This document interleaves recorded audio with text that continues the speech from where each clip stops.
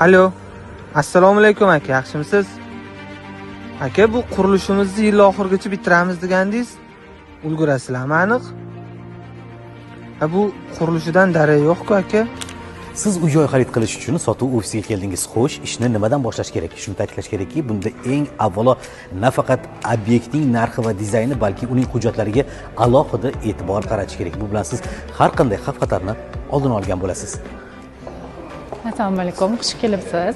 Sizga aytgan loyihamiz mana shu. Marhamat, tanishib chiqishingiz mumkin. Hamma qavatdagilar necha pul bo'lyapti?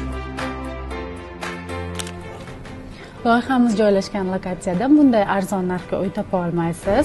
Menga shu juda ham yoqdi. Narxi ham arzon ekan, joylashuvi ham zo'r. Olaylik. Menga ham yoqdi. Narx ham, lokatsiya ham yomon emas.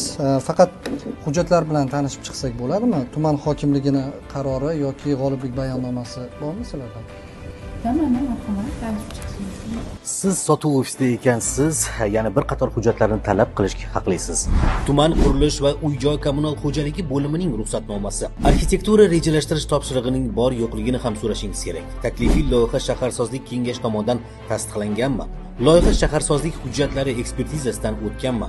Qurilishni boshlash uchun nazorat inspeksiyasining ruxsatnomasi mavjudmi? Bu hujjatlarni ko'zdan kechiring. Agar qonuniyligiga shubha qilsangiz, albatta mablag' tikishdan qiyining. Darvoqe, quruvchining tajribasi bilan ham qiziqing. U avval ham uy qurganmi, qanchasini foydalanishga topshirgan? Bu ma'lumotlarni Shaffof qurilish milliy axborot tizimidagi nazorat.mc.uz sayti orqali bilib olishingiz mumkin. Yaxshi ham hamma hujjatlarni so'rab oldik. Endi ko'nglimiz xotirjam. Yaxshi bo'ldi.